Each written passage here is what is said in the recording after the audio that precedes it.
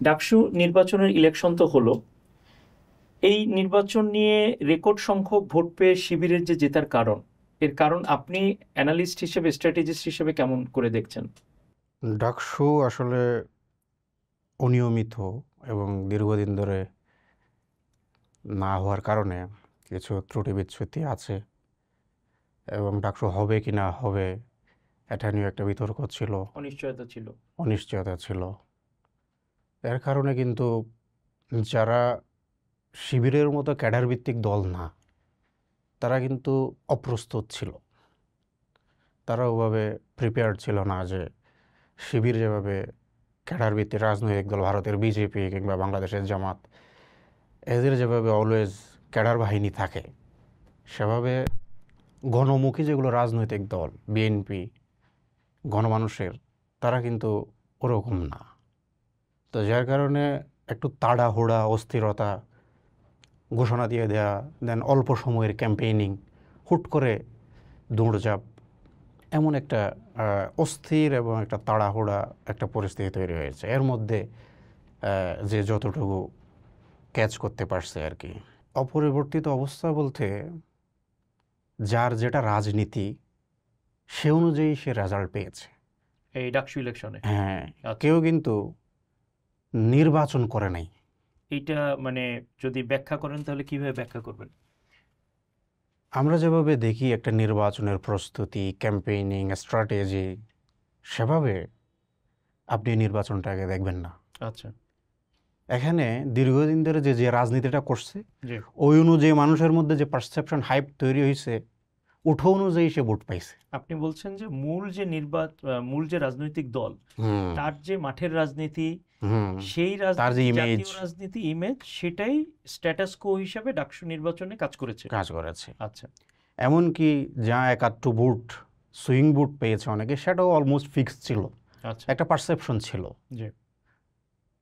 যেমন আপনি যদি কাউকে জিজ্ঞেস করেন, এমনকি অনেকে হয়তো ডাকসুর শিবির এবং ছাত্রদলের প্যানেলের নামও বলতে পারবে না, হুম। শিবিরের প্যানেলের। জি। তারা বলবে যে শিবির ছাত্রদল। রাইট। এখানে দলে দলে লড়াই হয়েছে, হুম। একটা নির্বাচন হয় নাই। হুম। আপনি যদি কাউকে জিজ্ঞেস করেন যে শিবিরের প্যানেলের কি ন্যারেটিভ ছিল, জি। তার ক্যাম্পেইনের ট্যাগলাইন কি ছিল, হুম। কেউ বলতে পারবে না, কিন্তু উল্লেখযোগ্যভাবে কোনো দলেরই ওইভাবে বলা যাচ্ছে না। যাচ্ছে না। সিগনিফিক্যান্ট কোনো ক্যাম্পেইনিং, সিগনিফিক্যান্ট কোনো ধরনের স্ট্র্যাটেজি, হুম। সিগনিফিক্যান্ট কোনো ধরনের ন্যারেটিভ জি। এখানে আপনি পাবেন না। তাহলে ডাকসুতে এই এটাতে নির্বাচনে যে ছাত্র শিবির এতগুলি পদ পেল, হুম এইটার পিছনে মূল নিয়ামক হিসেবে আপনি কোন ফ্যাক্টরগুলোকে দেখবেন? প্রথমত যেহেতু বললাম যে এটা আসলে নির্বাচন ছিল না, হুম। যার যার রাজনীতি ছিল, ওই রাজনীতি অনুযায়ী বাই প্রোডাক্ট যা পেয়েছে সেটা সে পেয়েছে। এখন কেউ তো এইটার কাউন্টার আর্গুমেন্ট এভাবে করতে পারে, বিএনপিরও তো রাজনীতি আছে। হুম আর্গুয়েবলি বাংলাদেশের লার্জেস্ট রাজনৈতিক দলও বিএনপি। তাহলে যদি স্ট্যাটাস কো থেকেই ডাকসু নির্বাচন চলে আসে, রেজাল্ট চলে আসে, তাহলে বিএনপির কিরকম ভরাডুবি হওয়ার কথা ছিল? গত 17 বছরে হুম। হুম। ছাত্রদল যখন মাঠে ময়দানে গুলি খাইতেছিল, গুম হইতেছিল, বাড়িতে থাকতে পারতেছিল না, ওই সময় শিবিরের যারা, জি। তারা গুপ্ত হয়ে দাওয়াতি কাজ করতেছিল। হুম। তারা যে রাজনীতিটা করতে পারছে, তারা যে রিসোর্স বানাইতে পারছে, ওটা কিন্তু বিএনপি বানাইতে পারে নাই। কিন্তু শিবিরকে হয়তো জিজ্ঞেস করলে বা জামাত ইসলামকে জিজ্ঞেস করলে বলবে যে আমাদেরও অসংখ্য নেতাকর্মী গুম হয়েছে, হুম জেল জুলুমের শিকার হয়েছে, তারা এলাকায় থাকতে পারে নাই। কারণ আমরা জানি যে আওয়ামী লীগের আমলে জামাত শিবির ট্যাগ দিয়ে আসলে এদেরকে এক ধরনের পারসিকিউশনের মধ্যে রাখা হয়েছে। রাইট। সো শিবিরের পজিশন কিন্তু ওরকমই, তারা হয়তো বলে যে হুম।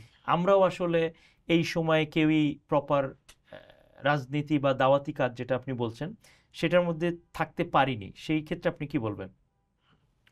সেক্ষেত্রে তারা কিন্তু একটা গুপ্ত রাজনীতি করেছে, জি, আন্ডারগ্রাউন্ড রাজনীতি করেছে। যেটা ছাত্রদল করে নাই, আচ্ছা। বিএনপি করে নাই। হুম।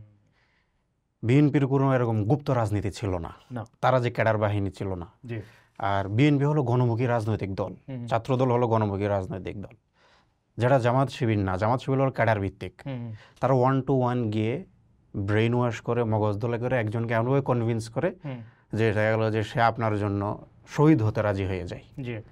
তাদের যে পলিটিক্যাল মুভ, তাদের যে পলিটিক্যাল আইডিওলজি এবং বিএনপির যে পলিটিক্যাল আইডিওলজি, এটা কমপ্লিটলি ডিফারেন্ট। জি। এবং সে কারণে তাদের যে রাজনৈতিক কর্মসূচি, তাদের যে রাজনৈতিক মুভমেন্ট সব কিছু আলাদা কিন্তু।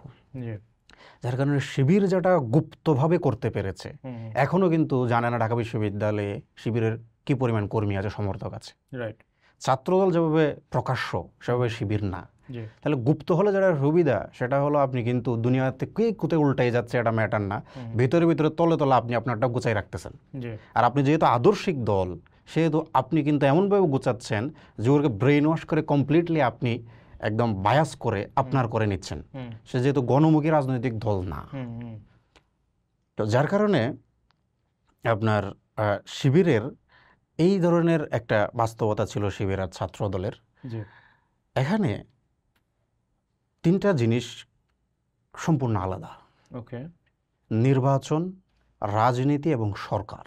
আচ্ছা তিনটা জিনিস একটা আরেকটার সাথে সম্পর্ক থাকলেও তিনটা জিনিস কিন্তু এক না। হুম হুম অনেকের দেখবেন অনেক ভালো রাজনীতি আছে, হুম। কিন্তু নির্বাচনে জিততে পারে না।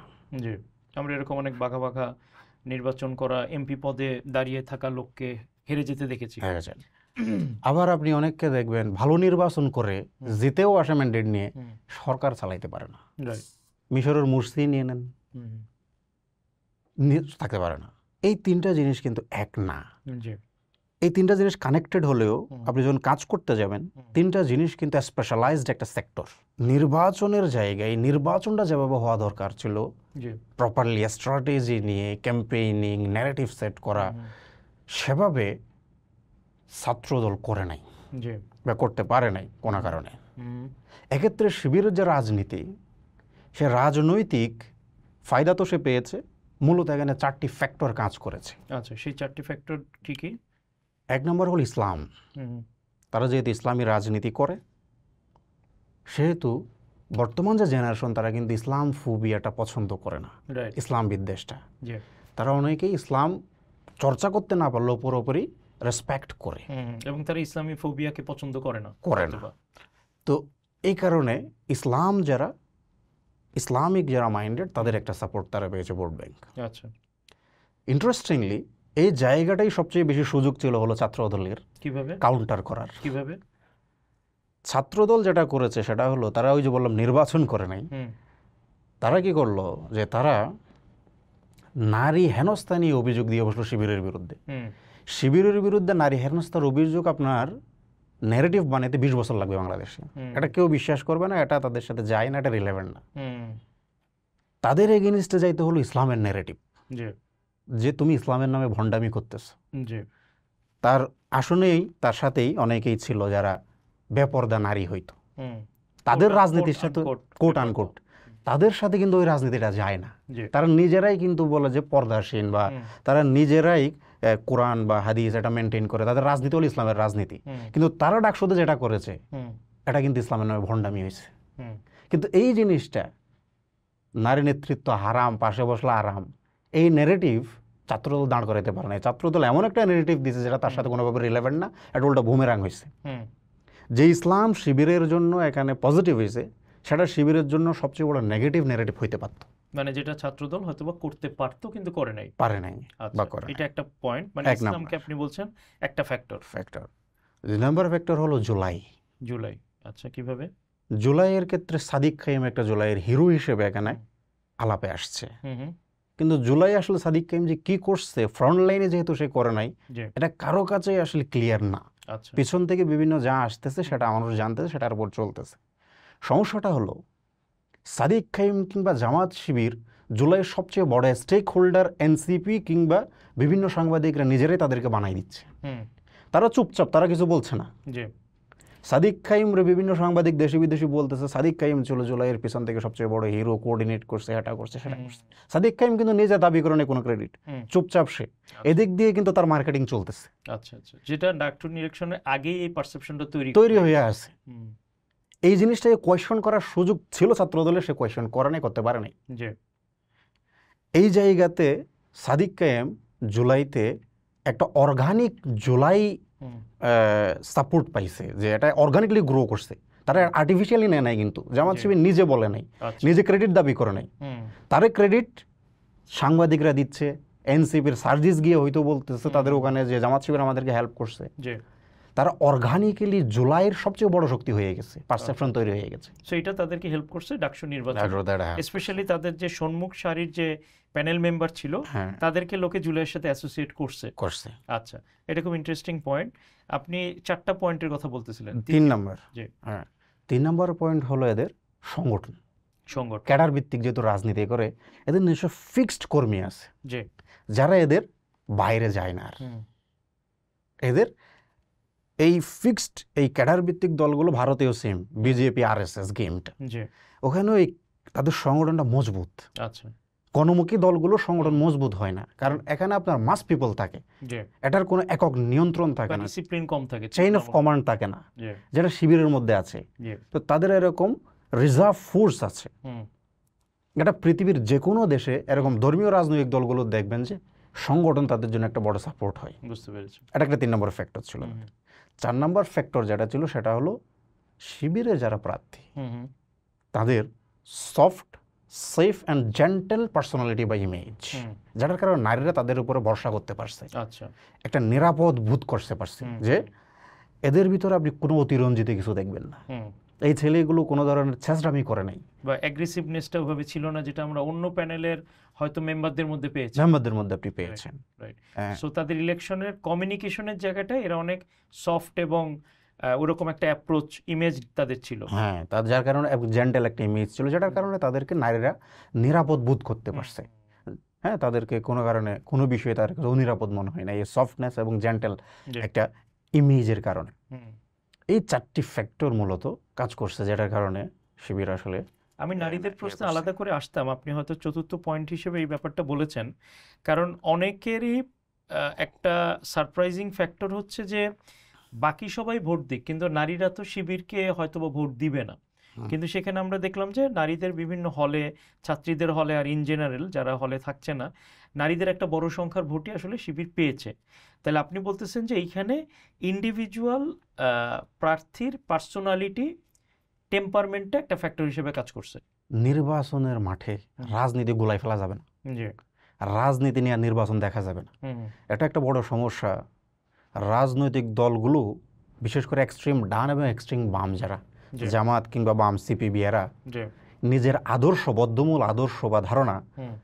জনগণের উপরে চাপাই দিতে চায়, আচ্ছা। রাজনীতি দিয়ে নির্বাচনকে দেখতে চায়। হুম। এবং জামাত তো মনে করে যে নির্বাচন হলো তাদের জন্য একটা দাওয়াতি কাজ। হুম। রাজনীতি দিয়ে নির্বাচন দেখলেই আপনার নির্বাচন আপনি হারবেন। কিভাবে? নির্বাচনটা স্পেশাল এক্সক্লুসিভ, এটা আলাদা জগৎ। এই জায়গায় নির্বাচনের সময় ভোটারদের সাইকোলজি কমপ্লিটলি আলাদা হয়ে যায়। আচ্ছা, অনেক ভোটার আছে তারা আপনার রাজনীতি সাপোর্ট করে কিন্তু ভোট দেয় আরেকজন। আচ্ছা, আচ্ছা।